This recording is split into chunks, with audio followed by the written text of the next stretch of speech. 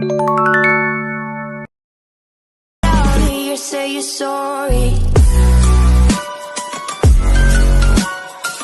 Assalamualaikum warahmatullahi wabarakatuh.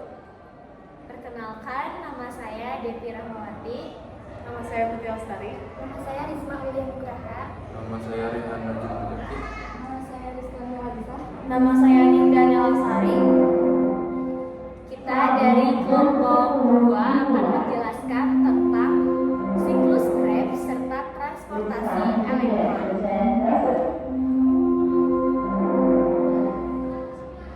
Oke, yang pertama adalah pengertian respirasi aerob yang akan dijelaskan oleh saya sendiri.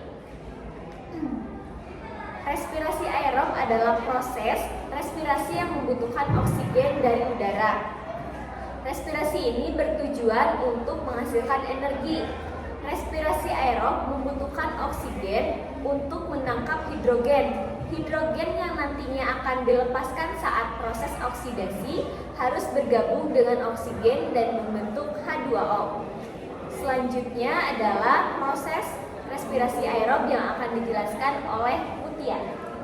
Tahapan respirasi aerob itu ada 4. Yang pertama ada glikolisis, yang kedua ada asam pirufat, yang ketiga ada siklus Krebs, dan terakhir ada transport elektron. Selanjutnya adalah pengertian siklus Krebs yang akan dijelaskan oleh Rizma. Siklus Krebs adalah serangkaian reaksi kimia yang terjadi pada sel hidup hingga membuat adanya energi asetil CoA berupa perubahan asam pirufat. Hasil glikolisis asetil CoA dengan oksidasi glukosa yang akan diubah menjadi karbon dioksida dan hidrogen. Selanjutnya adalah proses dari siklus Krebs yang akan dijelaskan oleh Rihan. Proses siklus Krebs menjadi 8 tahap. Pertama, pembentukan sitrat terjadi saat proses kondensasi asetil CoA dengan oksalosetat yang akan membentuk sitrat dengan enzim sitrat sintase. 2. Sitrat yang dihasilkan diubah menjadi isositrat dengan bantuan enzim akotinase. 3. Enzim dehidrogenasi isositrat kemudian mengubah isositrat menjadi A ketoglutarat dengan bantuan NADH. Pada proses ini terjadi pula pelepasan satu molekul karbon dioksida. 4. Alfa ketoglutarat mengalami proses oksidasi sehingga menghasilkan suksinil CoA. Selama oksidasi ini NADH+ menerima elektron menjadi NADH+. H+. Enzim yang mengkatalisasi reaksi ini adalah alfa ketoglutarat dehidrogenase. 5. Suksinil CoA kemudian diubah menjadi suksinat. Energi yang dilepaskan digunakan untuk mengubah guanosin difosfat atau GDP dan porpolisasi atau PI menjadi guanosin trifosfat atau GTP yang kemudian digunakan untuk membuat ATP. 6. Suksinat yang dihasilkan dari proses sebelumnya lalu dioksidasi menjadi fumarat. Saat oksidasi, FAD menerima elektron dan menjadi FADH2. Kemudian enzim suksinat dehidrogenase mengkatalisis pemindahan 2 hidrogen dan suksinat. 7. Selanjutnya adalah proses hidrasi, di mana terjadinya penambahan atom hidrogen pada ikatan karbon sehingga menghasilkan malat. 8. Malat kemudian dioksidasi untuk menghasilkan oksaloasetat dengan bantuan enzim malat dehidrogenase dan juga menghasilkan NADH. Oksaloasetat ini kemudian menangkap asetil CoA sehingga siklus Krebs akan terus-menerus terjadi. Kemudian hasilnya dari 8 proses siklus Krebs tersebut nantinya akan menghasilkan 12 ATP. Ke-12 ATP ini terdiri dari 3 NAD+ menjadi 9 ATP dan 1 FAD menjadi 2 ATP serta 1 ATP. Selanjutnya adalah pengertian dari transport elektron yang akan dijelaskan oleh Rizka. Elektron merupakan salah satu proses dalam respirasi aerob, yaitu serangkaian peristiwa pembentakan elektron untuk membentuk air dan ATP serta melepaskan energi dalam bentuk panas.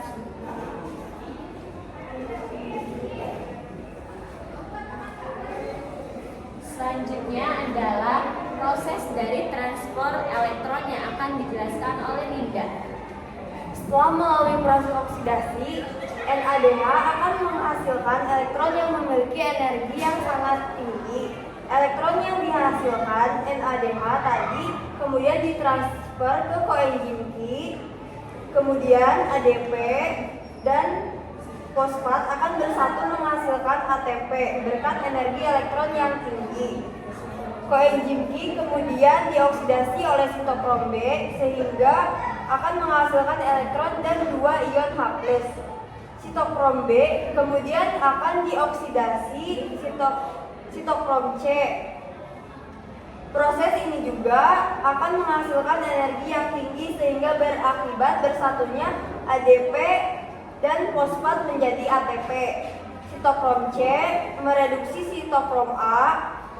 Sitokrom A kemudian akan mengoksidasi sitokrom A3 sehingga memicu bergabungnya fosfat organik dan ADP menjadi ATP.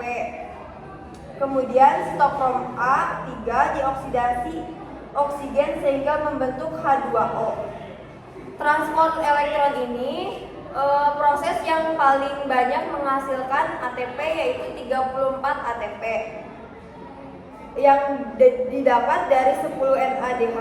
1 NADH itu sama dengan 3 ATP dan 2 FADH 2 1 FADH2 sama dengan 2 ATP. Selanjutnya adalah kesimpulan dari siklus Krebs yang akan dijelaskan oleh Mutia. Kesimpulan dari siklus Krebs adalah serangkaian reaksi kimia yang terjadi pada sel hidup hingga membuat adanya energi asetil CoA berupa perubahan asam pirufat hasil glukolisis, sementara asetil CoA dengan oksidasi glukosa yang akan diubah menjadi karbon dioksida dan hidrogen. Siklus ini disebut juga dengan siklus asam sitrat. Selanjutnya adalah kesimpulan dari transfer elektron yang akan dijelaskan oleh saya.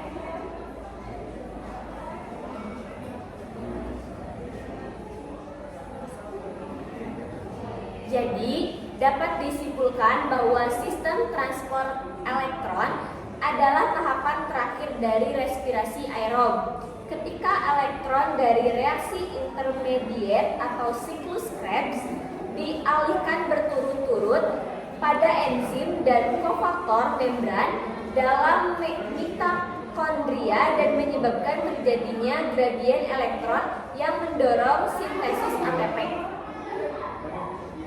Oke, sekian dari kelompok kami. Terima kasih. Assalamualaikum warahmatullahi wabarakatuh.